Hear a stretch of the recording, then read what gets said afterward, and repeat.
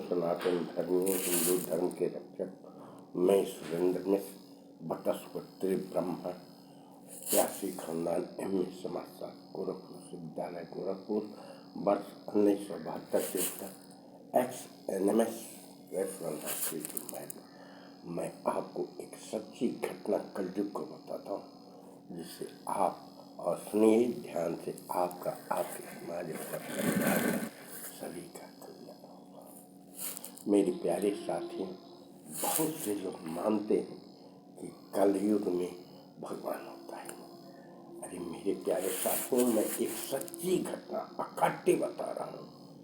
सुनिए, आज दुर्गा की नवरात्र का है। बहुत से लोग कहते हैं कि प्रभु ऐसा।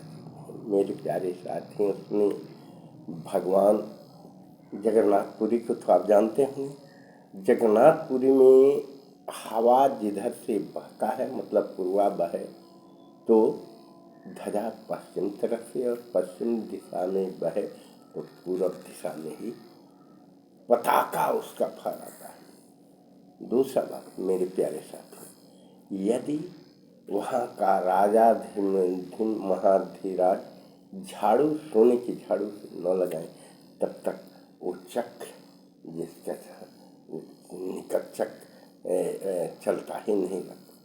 तीसरी बात, यदि उस सोने के घड़े को जो ऊपर मुकुट में है और जो मिट्टी के घड़े में लकड़ी से खाना बनाया जाता है, तो सबसे पहले नीचे का न बनना चाहिए, सबसे बाहर ऊपर का खाना बनता है और सबसे बाहर नीचे की घाट का खाना बनता है। मेरे प्यारे साथ, जो लोग कहते हैं कि प्रभु नहीं है कलयुग में, कलिकाल बेहाल भरे सत्काल, ना ना, अभी भी मेरे प्रभु बहुत जिंदा है। एक सच्ची घटना सुनी। एक गरीब आदमी था, वो किसी तरह से अपने पेट को भरता था। उसके घर में माँ बाप और पत्नी थी। जब वो कुछ भी नहीं कर पाता था तो नाव जल बहुत लोग नाव मारने के लिए, समुद्र है जगन्नाथपुरी, वहाँ नाव रखते हैं, जाल से मारते हैं। वो मछली का प्राण हत्या नहीं करना चाहता था। जाया नाव कभी कभी जा, जब माँ पत्नी बेटा विवश करता था, जाल डालता था और आकर के मछली मार करके पेट खाता था, मगर उसका इच्छा कभी नहीं था जी हत्या करें। एक बार कई दिन तो वहीं रह जाता था और आके लोग तंग करते थे, तो कहता था कि मछली मिला ही नहीं, मैं क्या करूं, मगर वो मारा नहीं। एक बार की बात है, जब घर के लोग विवश की तो उसमें गया तो एक छोटी सी सोने की मछली और कहते मुझे बचाओ बचाओ बचाओ। वो तत्काल घर के और समुद्र में न फेंक करके उसे ले करके जंगल के या जंगल में देखता है एक पर्ण कुटी बनी हुई है पत्तों की, और एक समुद्र में झरना बह रहा, उस झरने में उस मछली को डाल दिया। जब डाल करके और हेला थेला थेला कहने लगा, वो कहा कि अब मैं यहाँ से जाऊँगा ही नहीं। तो एक तीन दिन के बाद एक ब्राह्मण निकले और कहे कि बोलो क्यों जान लेना चाहते हैं।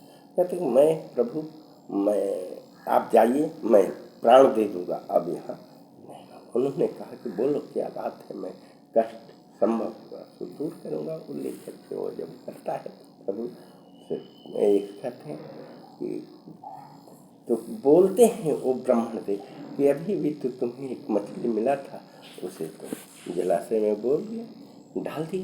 वो कहता है गरीब ब्राह्मण कि मैंने तो ये मछली ही केवल जानती और मैं इसने जाना क्यों, ये कौन है। तत्काल उनके पैरों में पड़ गए और कहा कि इस रहस्य को बताइए, नहीं तो मैं इसी जलाशय में डूब करके अपना प्राण कर दूँगा। कहा कि तब वो ब्रह्म बताते हैं, मैं जब वो जान देने के लिए समुद्र में, नदी में, वो जलाशय में कूदने जाता तो वो कहे मैं सही जा, आज से मैं तुम्हारा सभी काम पूरा करूँगा और तुम केवल प्रभु का स्मरण करो। जब वो प्रभु का स्मरण करता है वहाँ जा करके तो एक बार जगन्नाथ जी कहते हैं कि हम मेरे खाने का प्रबंध करो। वो वहाँ की पत्नी से कहती है, पत्नी कहती है कि तुम पागल हो गए हो, ऐसा होता है सपने में गए तू करो ना, तो पत्नी बर्तन धोना मार के प्रभु का खाना बना रही है। उस समय उसका सेवक जब बनाते और स्वयं पत्नी परोस रही है, वो जगन्नाथ जी अपने मुंह से जगन्नाथ जी को वो खिला रहा है।